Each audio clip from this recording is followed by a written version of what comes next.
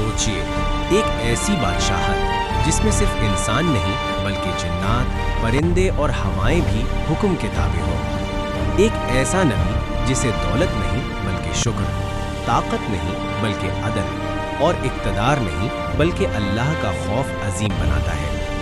ये दास्तान है हज़रत सुलेमान अलैहिस्सलाम की, एक नबी, एक बादशाह और अल्लाह की अजीम निशानी। हज़रत सुलेमान अलैहिस्सलाम हज़रत दाऊद अलैहिस्सलाम के फ़र्ज़ंद थे। अल्लाह ताला ने कम उम्री में ही उन्हें हिकमत और फ़ैसला करने की गैर मामूली सलाहियत अता फरमाई। कुरान हमें बताता है कि जब एक मुक़दमे में हज़रत दाऊद ने फ़ैसला दिया तो अल्लाह ने हज़रत सुलेमान को उससे ज़्यादा दुरुस्त समझ अता की और दोनों को इल्म व हिकमत बख्शी। ये इस बात की दलील है कि असल इज़्ज़त इल्म और अल्लाह की अता से होती है। हज़रत सुलेमान अलैहिस्सलाम को ऐसी सल्तनत दी गई जो तारीख़ में किसी को नहीं मिली। जिन्नात उनके हुक्म से इमारतें बनाते, समंदर में गौते लगाते और मुश्किल काम अंजाम देते।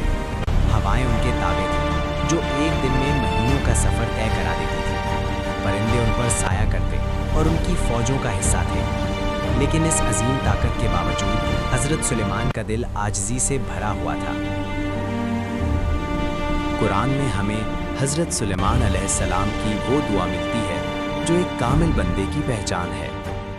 ऐ मेरे रब, मुझे तौफीक दे कि मैं तेरी नेमतों का शुक्र अदा करूं जो तूने मुझ पर और मेरे वालिदैन पर की, और ऐसे नेक आमाल करूं जिनसे तू राज़ी हो जाए। मलिका सबा, जिनका नाम बल्कीस बताया जाता है, एक अजीम सल्तनत की हुक्मरान थीं। हज़रत सुलेमान अलैहिस्सलाम को जब हुदहुद परिंदे के ज़रिए ख़बर मिली कि एक कौम सूरज की इबादत करती है तो उन्होंने ताकत के बजाय दावत का रास्ता इख्तियार किया। एक ख़त के ज़रिए उन्हें अल्लाह की बंदगी की तरफ बुलाया। ये ख़त मुख्तसर था मगर इसमें तौहीद की गहराई थी।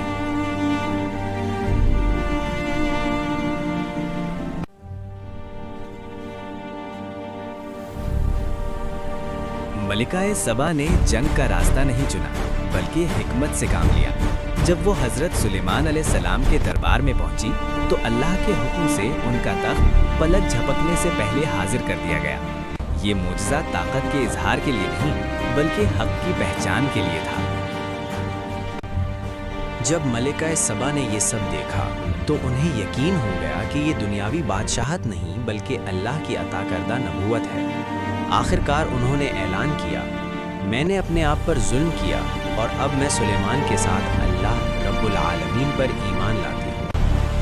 हज़रत सुलेमान अलैहिस्सलाम की ज़िंदगी हमें सिखाती है कि असल कामयाबी ताकत में नहीं बल्कि शुक्र, अदल और अल्लाह की इताअत में है। जिन्नात, हवाएं और सल्तनत सब फ़ानी थी मगर उनका ईमान और पैगाम आज भी ज़िंदा है। ये दास्तान हमें याद दिलाती है कि अगर अल्लाह किसी को इख्तियार दे तो वो आजमाइश बन जाता है, और जो इस आजमाइश में शुक्रगुजार हो जाए वही अल्लाह के करीब हो जाता है।